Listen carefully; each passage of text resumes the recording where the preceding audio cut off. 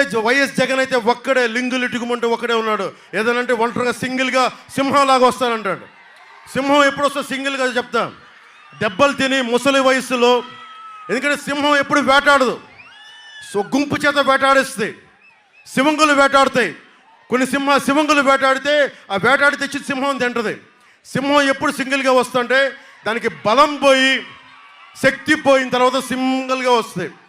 నేను సజ్జల రామకృష్ణారెడ్డి గారికి ఒకటే చెప్పా, ఇది జంతు ప్రపంచం కాదు, ఇది మానవ ప్రపంచం, ఇది ఆంధ్ర నేల, ఇది అందుకని కూర్చోబెట్టి, ఇది జంతువులకి సంబంధం లేదు. అన్యాయం చేసేవాడి మీద ఆక్రోశం చెందినవాడు, తిరుగుబాటు చేసేవాడు, వాళ్ళందరూ కలిసి కూటమిగా ఏర్పడ్డారు. వైసీపీని కిందకు లాక్కొచ్చి మెడలోంచి మన పెద్దాపురం రోడ్ల మీద నడిపిద్దాం వీళ్ళందరినీ. మీకు ఒకటే అవకాశం, సరిగ్గా ఇంకొకరు దాదాపు 2 వారాలకు 1-2 రోజులు ఎక్కువ ఉంది, మనం బలంగా నిలబడతాం. నేను పిఠాపురం నుంచి పోటీ చేస్తున్నాను. ఎందుకు పిఠాపురం ఎంచుకున్నాను? తూర్పుగోదావరి జిల్లాలో అన్నం పెట్టే పశ్చిమ గోదావరి జిల్లా అన్నపూర్ణ జిల్లాలు ఇవి బాగు చేసుకుంటే మొత్తం రాష్ట్రం అంతా బాగుంటుంది, దేశానికి కూడా ఒక తలమానికంగా ఉంటుంది. అందుకనే నేను మీకు ఈరోజు ధైర్యం ఇస్తున్నా. ఒక ద్వారంపూడి చంద్రశేఖర్ రెడ్డి కానీ, ఎలాంటి గూండా అయినా సరే, ఎలాంటి రౌడీ ఎమ్మెల్యే అయినా సరే, మీరు నన్ను పిలవండి, ఇక్కడే వస్తా. పిఠాపురంలో ఉన్నా నేను కూర్చోబెట్టి. ఆఫీసు మనకి మంగళగిరిలో ఉంది. మీకు నేను ఇన్ని సంవత్సరాల నుంచి రోడ్ల మీద తిరుగుతూ ఉన్నా. ఒక్క సమస్య చెప్పండి, రైతాంగానికి నేను భుజం కాస్తాను. అన్నం పెట్టే రైతుకి నేను భుజం కాస్తాను. ఆడబిడ్డలకి భద్రత, యువతకు ఉపాధి అవకాశాలు, మీకు ప్రోత్సాహకాలు, ఇవన్నీ మేము చూసుకుంటాం. అలాగే ఉద్యోగస్తులకు కూడా కాంట్రిబ్యూటరీ పెన్షన్ స్కీమ్ని తిరిగి కూర్చోబెట్టి దాని మీద ఫస్ట్ అసెంబ్లీలోకి వెళ్ళగానే సిపిఎస్ మీద దానికి ఒక పరిష్కార మార్గం కనుక్కుంటాం. అలాగే పోలీస్ ఉద్యోగాలని రిక్రూట్మెంట్ ప్రారంభిస్తాం. అలాగే డిఎస్సి నోటిఫికేషన్ తీసుకొచ్చే బాధ్యత కూటమి ప్రభుత్వం తీసుకుంటుంది అని తెలియజేసుకుని, అన్ని సమస్యలకి ఏదైనా సరే జగన్ మాటలు నమ్మొద్దు. ప్రతి పథకాన్ని ఏది ఆపు చేయట్లేదు. ఒక 500-1000 రూపాయలు పెంచే ఇస్తున్నాం తప్ప ఏ పథకాన్ని ఆపట్లేదు. దానికి హామీ నేను ఇస్తున్నాను. ఒక సమస్యని లేవనెత్తితే పరిష్కారం లేకపోతే ఇంతమంది యువతని, ఇంతమందిని రెచ్చగొట్టకూడదు.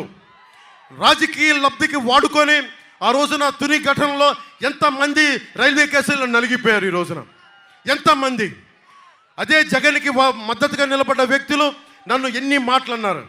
దశాబ్ద కాలంగా నన్ను తూట్లు పొడిచారు అందరూ. నాకేముంది అవసరం నాకు, మీరు బాగుండాలనే కదా. అలాంటిది వైఎస్ జగన్ కాపులకి రిజర్వేషన్ ఇవ్వను అంటే సంతోషం, కానీ కాపు సామాజిక వర్గం ఓటేసింది. కాపు సామాజిక వర్గం సంపూర్ణంగా ఓటు ఇవ్వకపోతే జగన్ గెలవడు. ఈరోజు కాపు సామాజిక వర్గం కూడా ఆలోచించాలి, బీసీ సామాజిక వర్గం ఆలోచించాలి, ఎస్సీ సామాజిక వర్గం ఆలోచించాలి.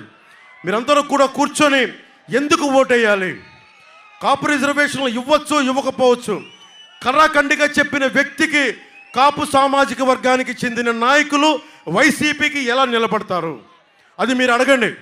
చలమలశెట్టి సునీల్కి ఎంపీగా వస్తే నీకు ఎందుకు వెయ్యాలి, కాపు సామాజిక వర్గం అడగాలి. ఎస్సీ నాయకులు ఒకటే అడగాలి, ఎస్సీ యువత ఒకటే అడగాలి.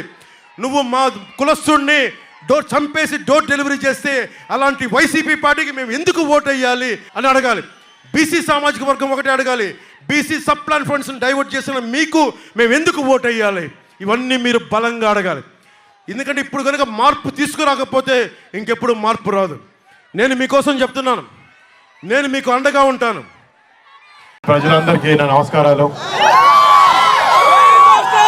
నిజంగా ఉత్సాహం రెట్టింపు అయిపోయింది మీ ఊరికి వచ్చిన తర్వాత, గ్రామానికి వచ్చిన తర్వాత.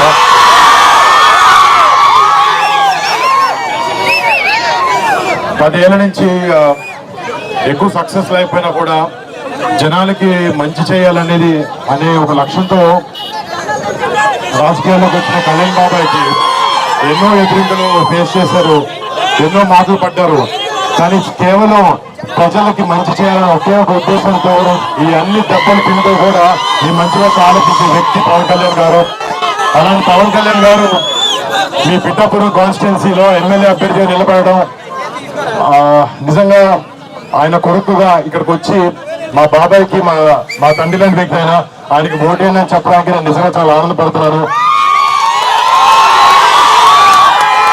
అంటే అధికారంలో ఉన్న చాలా పార్టీలు చేయలేనివి ఎన్నో విషయాలు కళ్యాణ్ బాబాయ్ 10 సంవత్సరాల నుంచి ఒక ఎమ్మెల్యే సీట్ లేకపోయినా కూడా కౌలు రైతులకు ప్రాబ్లం వచ్చినప్పుడు అప్పులు చేసి మరీ వచ్చి వారు డబ్బులు ఇచ్చారు.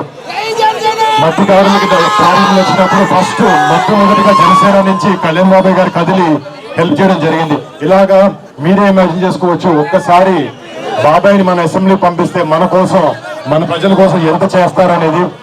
అండ్ మీ అందరి సపోర్ట్ ప్రేమ ఎప్పుడు కళ్యాణ్ బాబాయ్కి ఉండాలి, మా పవన్ కళ్యాణ్ గారికి ఉండాలి.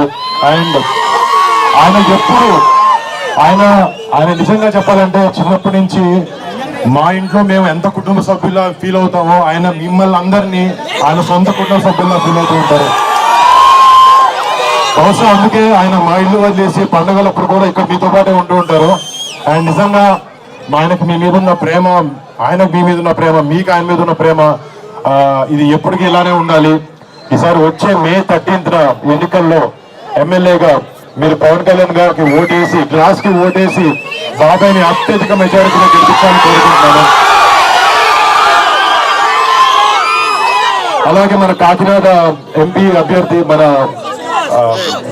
ఉదయ్ గారు, శ్రీనివాస్ ఉదయ్ గారు కూడా ఆయన కూడా ఓటేసి గ్లాస్ గుర్తుకి 2 ఓట్లు వేసి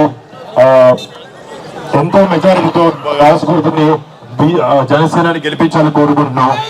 జై జనసేన, జై టీడీపీ, జై బీజేపీ, జై పవన్ కళ్యాణ్, జై హింద్.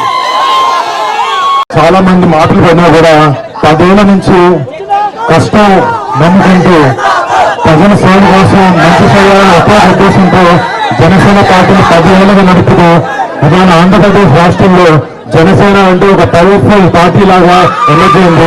ఇలా జనసేన వెనకాల నుంచి పనిచేసిన ప్రతి ఒక్క జనసేనని, ప్రతి ఒక్క జనసైనికుడికి నా ధన్యవాదాలు. నేను మీలో ఒక్కడిని కళ్యాణ్ బాబాయ్ కానీ జనసేన కానీ ఎప్పుడు ఏం కావాలన్నా కూడా ఒక చిటికేస్తే మీకు ఉంటాం. అండ్ డెఫినెట్లీ బాగా జనసేన మేము ఎప్పుడూ ఉంటాం. మీరు చూశారు, అధికారంలో లేకపోయినా మన కౌలు రైతులకి కష్టాలు వస్తే ఏ అధికార పార్టీ రాలేదు, కానీ జనసేన ముందుండి పనిచేసింది. అలాగే మత్స్యకారులకి ఏదైనా ప్రాబ్లం వచ్చినప్పుడు కూడా ఫస్ట్ కళ్యాణ్ బాబాయ్ ఉంచున్నాడు. బాబాకి ఒక్కసారి మీరు అందరూ గెలిపించి అసెంబ్లీకి పంపిస్తే రేపు పొద్దున పిఠాపురాన్ని దేశం మొత్తం చూసే ప్రజలు చేస్తారు. దాని ఎటువంటి అసలు లేదు. అండ్ మీ అందరికీ రేపు పొద్దున చుట్టుపక్కల ప్రతి గ్రామంలో పిఠాపురం అంటే ఒక రేంజ్ లో ఉండేటట్టు చూస్తారు.